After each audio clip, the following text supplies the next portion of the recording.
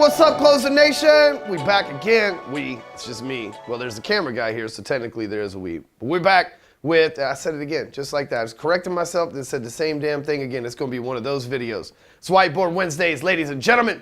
We're going to have a good time today. We're going to talk about the waiting room. But before we get to that, you know how it is. There's a ton of these. You can go to YouTube. There's a playlist. You can go to the video section on the Hardcore Closer blog.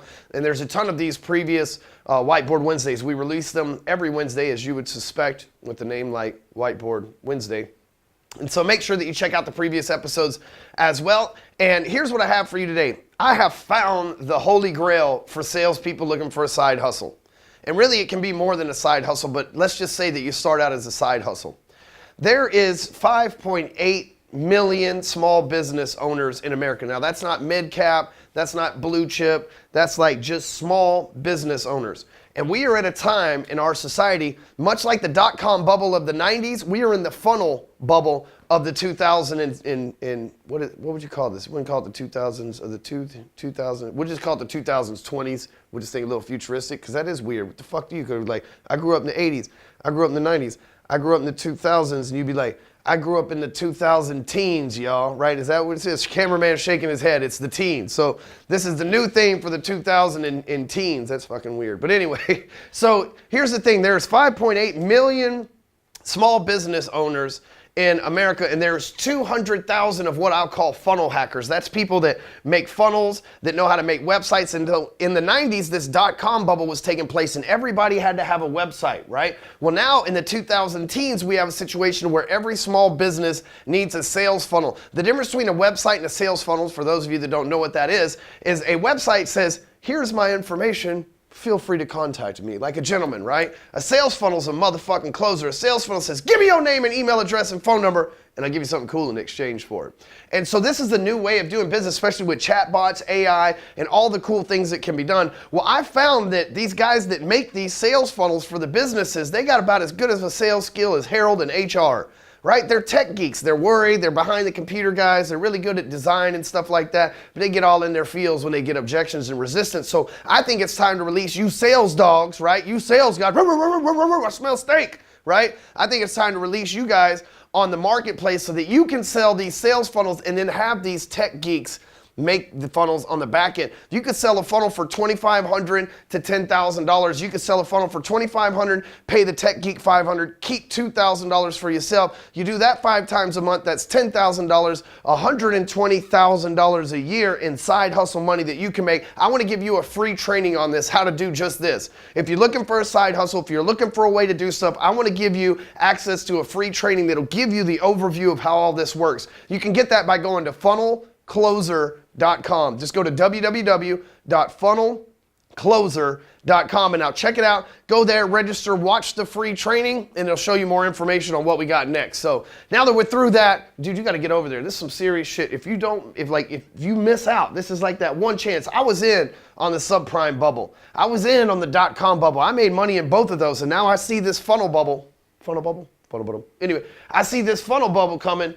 And so I know it's like, the bubble's coming. Anyway, so let's talk about the waiting room. I think doctors are the coldest fucking closers in the game, right? I mean, check it out. What if you were doing your job and they were like, I don't know about your product. And you were like, but you could die. They'd be like, oh shit, yeah, I'll definitely take it, man. I don't want to die. That's what doctors do.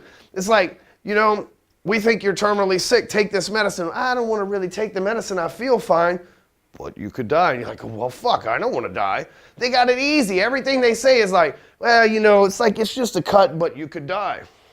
Shit. It's just like every time you go to WebMD, it's like, I got a runny nose and I'm sneezing. And you're like, they're going to tell you how to cure a cold. Oh, hell no, it could be cancer, right? Runny nose, that's fucking leukemia, right? Like it's all a racket with those guys. But listen, anytime somebody's running a monopoly racket like the doctors and hospitals are in America, there's some things that you can learn from them.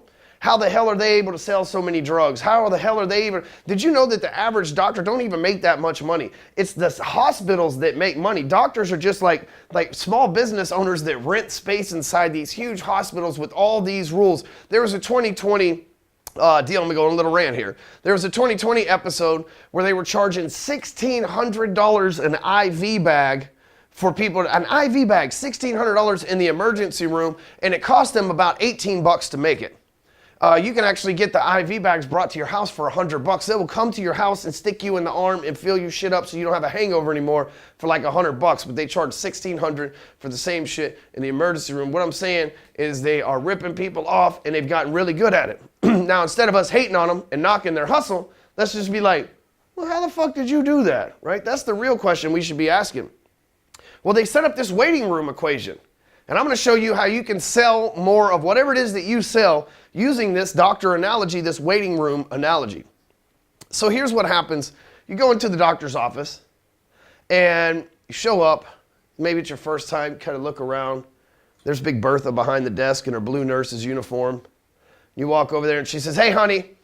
She doesn't get up or anything. She always just stays sitting down, right? And reaches up above the counter and hands you this little form and says, fill this out.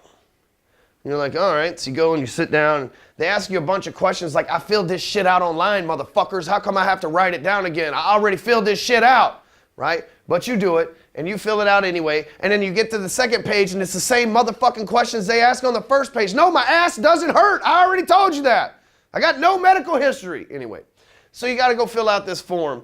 And in the time, like, you're sick. The only reason you go to the doctor, right? You shouldn't be on pills and shit like that. The only time you should go to the doctor is when you don't feel right. Something's wrong with you. The only time I go to the doctor is like if I got the man flu or some shit. You know what I'm saying? And so you're already uncomfortable that you're there at the doctor's office and they're having you fill out this form that you probably filled out 100 times before. And so you fill out this form and then you go back, you get to Big Bertha in her blue suit behind the counter there. And she says, all right, hon, go wait in the waiting room. And you go over here and there's 2 chairs and a table and a TV. This is my artist rendition. And there's 2 chairs and a table and a TV, and you sit there and you wait.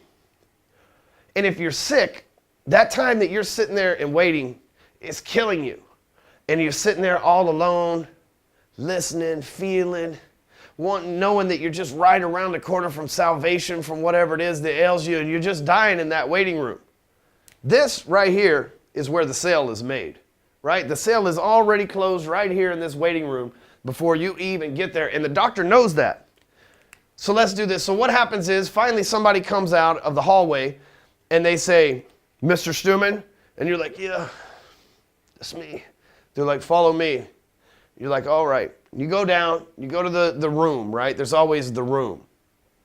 We go down to the room and you're nervous as hell, right? And you're feeling bad and you already looked on WebMD, so you're pretty sure it's ass cancer that you got. And you're worried about this case of ass cancer and how you're going to get it to go away. And you go there, and the doctor comes in. This is the doctor with his little stethoscope and stuff. And he feels you out and everything. And you're dying for the solution. And you know you're right there from the solution to your problem. And the doctor comes in and he says, tell me where it hurts. And you say, well, doc, you know, I got the bubble guts. And I can't quit shitting myself. And I'm lucky that your waiting room out there is not a soiled biohazard at this point, sir. And he says, well, let me feel. And he starts to feel on you. And he has you to do all the shit, puts finger in your butthole, and all the things that doctors like to do to people, right? And by the way, if your doctor tries to put his finger in your butthole, that's rape these days. I'm just saying, because they can do a prostate exam by taking your blood. I know because I got one done. So if you go to the doctor and he puts his finger up your butthole, you need to file charges, right? That's like unless you specifically ask him to put his finger in your butthole, he just sodomized you with one of his digits. I'm just saying, you don't have to do that anymore. So if you go to a doctor that still likes to do that, something's wrong with the two of y'all. Back to the story. So the doctor comes in, he says, tell me what it hurts, right? And you got these bubble guts, ass cancer, whatever it is. He starts feeling around on you, he finds out where it hurts, and he says, okay, man, if you want this to go away, you can take this medicine. And even if you get him, I don't like taking medicine, doc, but you could die. Oh, fuck it, I'll take it, right? That's what happens. Okay, but the sale was made right there in the waiting room when the anxiety was at an all-time high, when you were ready to get that solution. You could feel that solution was just within reach, right? You knew you were right there. The sale was made there. So how do you relate this to your sales business? You see, when someone comes in, like I was in the mortgage business and I based my mortgage, real estate, insurance, any kind of contract, this works really well. But I based my mortgage business off of doctors. I would have them come in and fill out an application, right? Once they filled out this application, name, email address, social security number, income, verification, all that good stuff, then I would tell them, okay,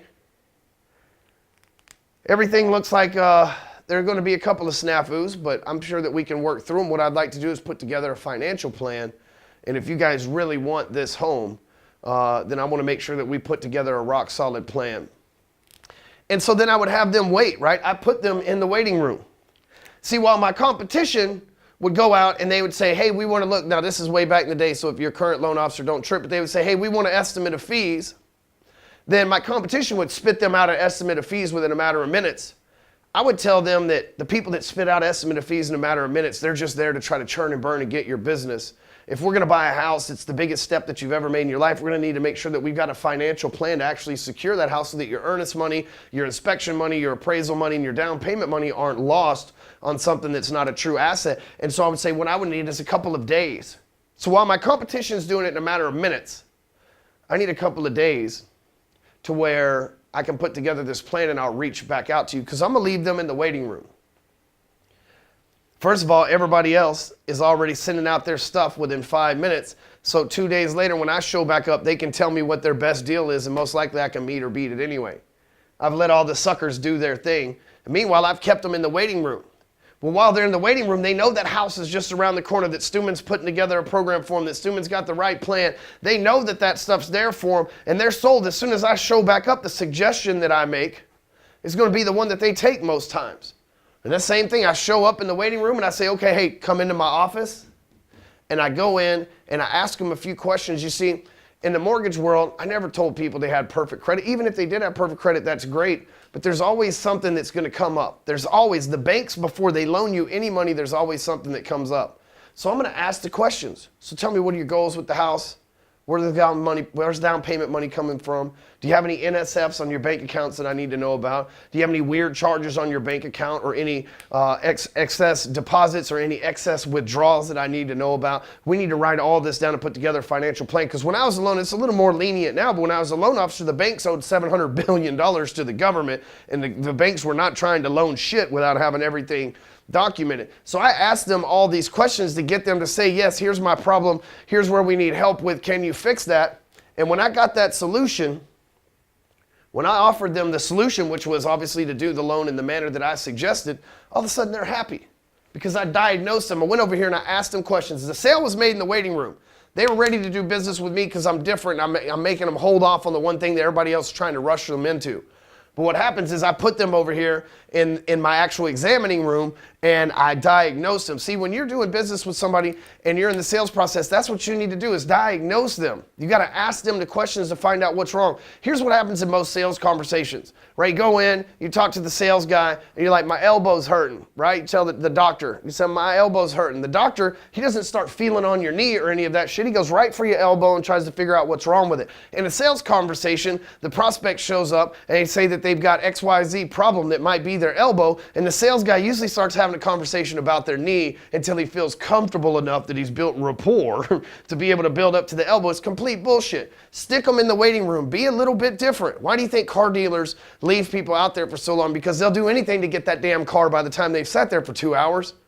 You know, why do you think that works so well? Why do you think banks make you wait in line before you do business with them? Because by the time you've waited in line, you're worn out, you'll do anything to get this behind you, and you're already committed in there. To some of you, it might seem a little bit shady, but at the same time, if you believe in what you sell, and you know that your competition are tricksters and hucksters, and you know that it's your job to stand out and do a good job and deliver the service that you sell, why wouldn't you want to put them through that? If you have to trick somebody into doing something that's good for themselves, were they really tricked in the first place? So I want you to think about that, and I also want you to share this with somebody in sales that you know that could use this lesson. Remember, stick them in the waiting room because that's where the sale is made, and it's different. While everybody else is saying, get on top of them, churn and burn them, and email them, and shame them, publicly shame them for 5 days into business, that's not what you got to do. Hey, let their anxieties build, and let them know that you have the solution just right around the corner, but make sure that you diagnose them instead of trying to talk them into doing business with you. We'll catch you next week on Whiteboard Wednesday. Make sure you catch that free training over at funnelcloser.com. We'll see you next week.